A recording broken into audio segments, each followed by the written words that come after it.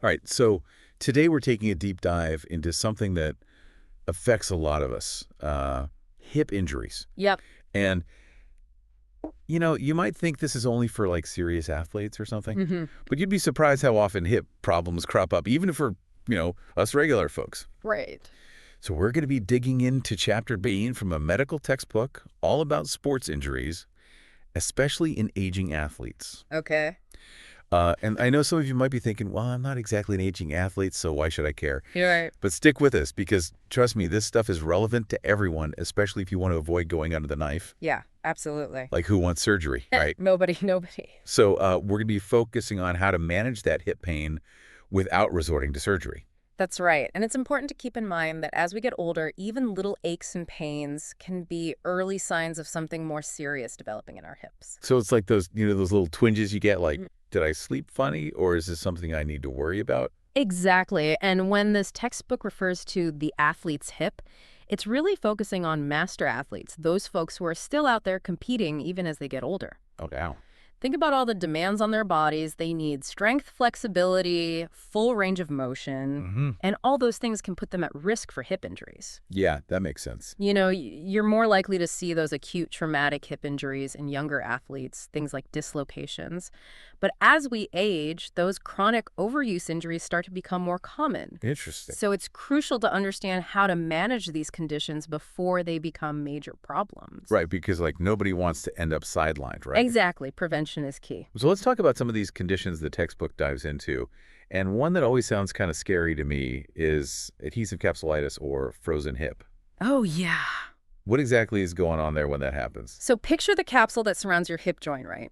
It's normally flexible and allows for smooth movement, but with adhesive capsulitis, it becomes inflamed and stiff, like it's frozen in place. Oh, wow. I get it. It's like trying to open a rusty old door. It just doesn't want to budge.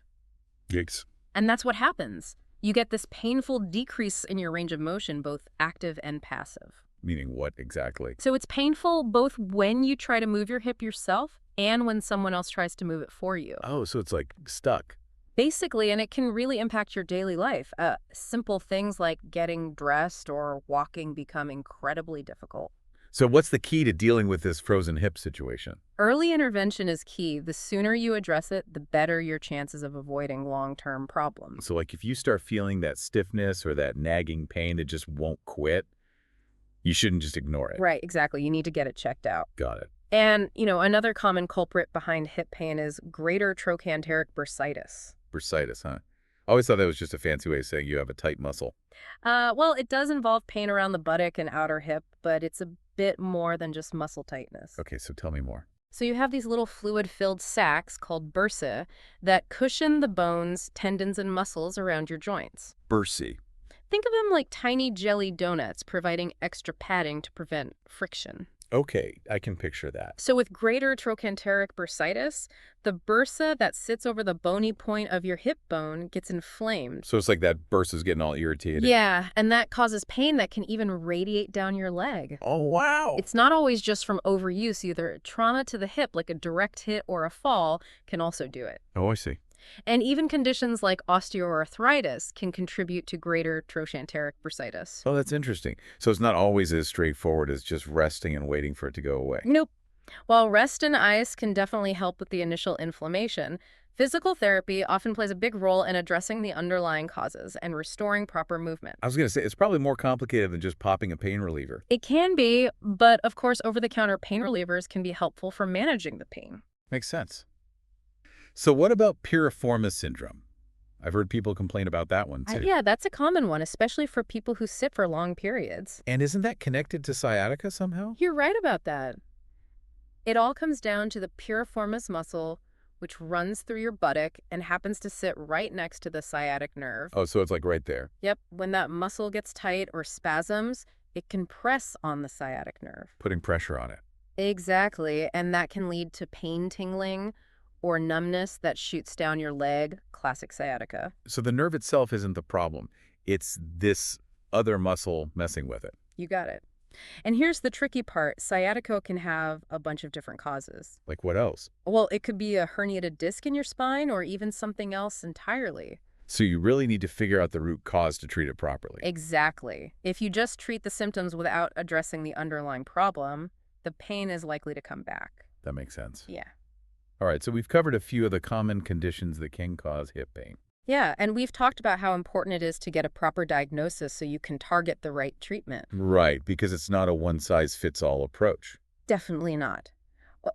Each condition requires a tailored plan to address the specific issues at play. So next time, we're going to dive into some of those conservative treatment options. Sounds good. We'll explore the different approaches that can help manage hip pain and get you back to doing the things you love. Without going under the knife. Exactly. Surgery is always an option, but it's not always the first or best option. All right, well, thanks for joining us for this deep dive into hip injuries, and be sure to tune in next time for part 2, where we'll explore those non-surgical approaches in more detail. Looking forward to it. Okay. Welcome back to our deep dive into hip injuries. Yeah. Last time we got into some of those common conditions that can cause so much grief. Yeah. And we talked about why it's so important to catch them early. Mm-hmm. This time, I want to dig into how we actually tackle those issues. Okay. How do we keep our hips happy and healthy? And our trusty textbook really emphasizes those conservative management approaches, Yes. like the non-surgical stuff, as a first line of defense. Absolutely. And the great thing about conservative management is that it's often a multi-pronged approach. So it's not just about masking the pain. Nope. It's about figuring out what's causing the problem and then creating a personalized plan to get you back on track. Okay, I like it. So what are some of those key strategies for managing hip pain conservatively? Well, physical therapy is often the cornerstone of any good plan. So it's not just about, doing some stretches at home. It can be part of it, but it's really about working with a skilled physical therapist who can assess your specific needs. Okay, so like a personalized program. Exactly. They might use targeted exercises, hands-on techniques, even modalities like ultrasound or electrical stimulation. Modality, that So, sounds fancy. They can be really helpful for reducing pain and inflammation. Okay, so tell me a little more about those. Like, what exactly is ultrasound therapy? Well, with ultrasound, they use sound waves to create gentle heat deep within the tissues. So it's like a deep tissue massage. Kind of. It helps to increase blood flow, relax the muscles, and reduce pain. Oh, interesting. It's often used for conditions like tendonitis or bursitis. Okay, so it's like giving your hip a little internal spa treatment. Yeah, something like that. Okay, so besides physical therapy, what else is in that conservative management toolbox? Medications can definitely play a role in pain management. Yeah, like over-the-counter stuff? Right, things like NSAIDs can be helpful, and in some cases your doctor might consider other medications like muscle relaxants. Oh, okay. And what about those injections? I know some people are a bit wary of those, but are they still considered a conservative approach? They are. Injections like corticosteroids or hyaluronic acid can be very effective For what exactly? for reducing inflammation and providing pain relief, especially for conditions like bursitis or osteoarthritis. So it's not just about masking the pain, it's about giving your body a chance to heal while you're also working on those underlying issues. Exactly. Think of injections as like a bridge, allowing you to participate more effectively in physical therapy. Okay, that makes sense. Now, I want to shift gears a bit and talk about prevention, because our source material really emphasizes this holistic approach. Yes. Like, it's not just about what happens at the hip joint itself, it's about your whole body. Right. It's about recognizing that our bodies are these amazing interconnected systems. So, like, everything is connected. Exactly. The health of your hips is influenced by so many factors, your fitness level, your posture, even how you manage stress. Okay, so where do we even begin with this whole body approach to hip health? Well, let's start with movement. Regular low-impact activities like walking, swimming, or cycling are great. Okay, so just moving in general. Yeah, they help keep your joints lubricated, strengthen your muscles, and improve flexibility. And I'm guessing strength training is important too, right? Absolutely. Yeah. Building strength in the muscles that support your hip, like your glutes, your core, even your feet and ankles can make a big difference. And it all goes back to that point the textbook made about the link between hip pain and the thoracic spine. Right. It's amazing how seemingly unrelated parts of our body can affect each other. It really is. What- So we've got movement, strength training.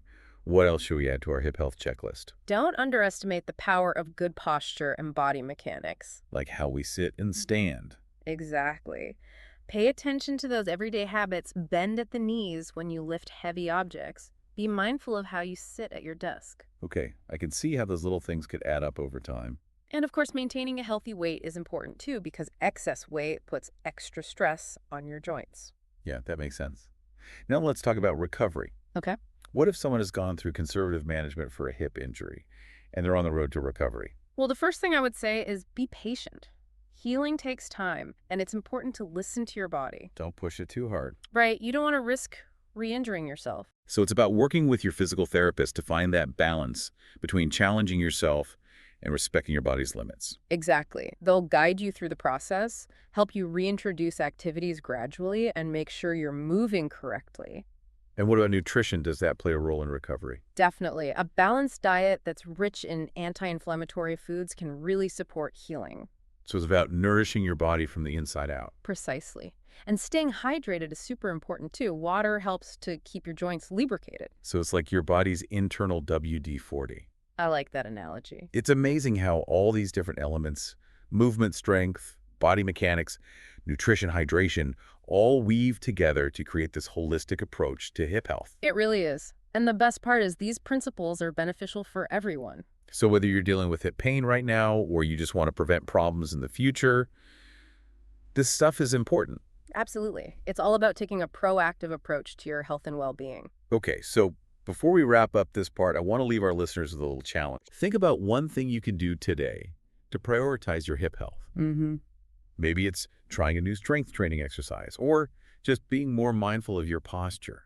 Or even just taking a walk and enjoying some fresh air. Exactly. Yeah. It's about making those small, consistent changes that can add up over time. And make a big difference for your hips and your overall well-being. Welcome back to our final deep dive into hip injuries.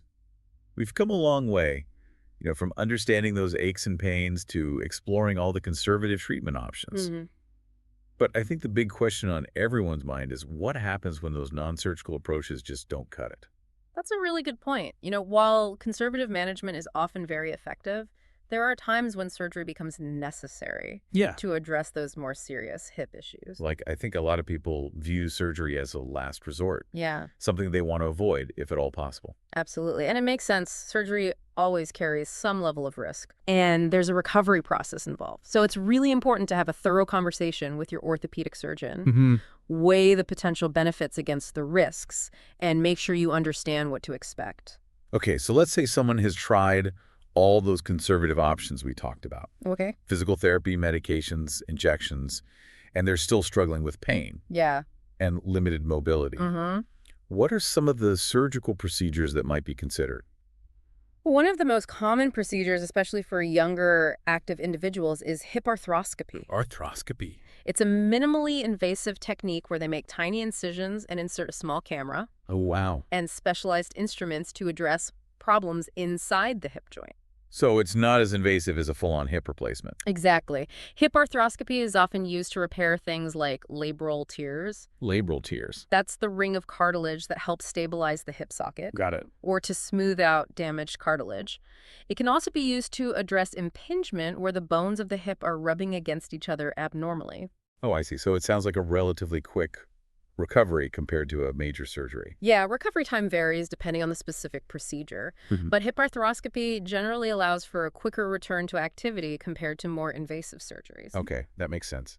Now, what about hip replacement surgery? When is that typically recommended? So hip replacement is usually reserved for cases of severe osteoarthritis. Okay. Where the cartilage in the hip joint has worn away, causing significant pain and limiting mobility. Yeah. It's a more involved procedure, but it can be incredibly life-changing for people who have been struggling with debilitating pain. So they're replacing that damaged joint with an artificial one. Right, to restore function and reduce pain. I've heard that technology has come a long way. It really has.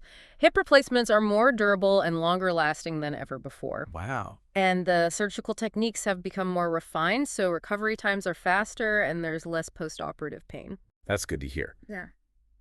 Now, regardless of whether someone is facing surgery or not, our source material really stresses the importance of that holistic approach we talked about. Why is that so crucial, even if surgery is on the table? Well, because true hip health goes beyond just fixing the structural problem. It's about the whole picture. Exactly. It's about supporting your body's natural healing capacity and creating an environment where your hip can thrive. Okay, I'm all ears. Let's break down some of those key elements of this holistic approach. Where do we even begin? I think it all starts with mindset. Approaching your hip health, or any health challenge really, with a positive and proactive attitude can make a huge difference. So that mind-body connection. Exactly. Your thoughts and beliefs can really impact your physical well-being. Interesting. When you believe in your body's ability to heal and you actively participate in your recovery, you're more likely to have a better outcome. So like you're harnessing the power of your mind to help your body heal. Exactly. And that might involve incorporating practices like meditation or visualization to manage stress. Okay, so mindset is key. What else is part of this holistic approach? Nutrition is super important. We talked about the anti-inflammatory diet, and that becomes even more crucial during recovery. Yeah. You got to give your body the nutrients it needs to repair and rebuild tissues. It's like giving your body the right tools for the job. Exactly. And don't underestimate the impact of stress management. Stress can really hinder healing. Oh, yeah. Stress is no good. So incorporating things like deep breathing exercises, yoga, or spending time in nature can be incredibly beneficial. It's amazing how interconnected everything is. It really is. It highlights that we're not just a collection of parts that need fixing, Right. but rather these complex, integrated beings. Well said. So as we wrap up this deep dive into hip injuries, I feel like we've covered so much ground. We have. From understanding the common problems to exploring all the treatment options, both conservative and surgical. And I think the key takeaway is that there's always hope no matter where you are on your journey. I agree. There are resources available, skilled professionals to guide you, and a wealth of knowledge to help you make informed decisions. Exactly. And remember, your body is capable of amazing things. It really is. By taking care of yourself and embracing this holistic approach, you can create the conditions for optimal hip health. And live a life full of movement and joy. That's the goal. Well, thank you for joining us on this journey of discovery. We hope you've learned something new and feel empowered to take control of your hip health. Absolutely. Until next time, keep exploring, keep learning, and keep those hips happy.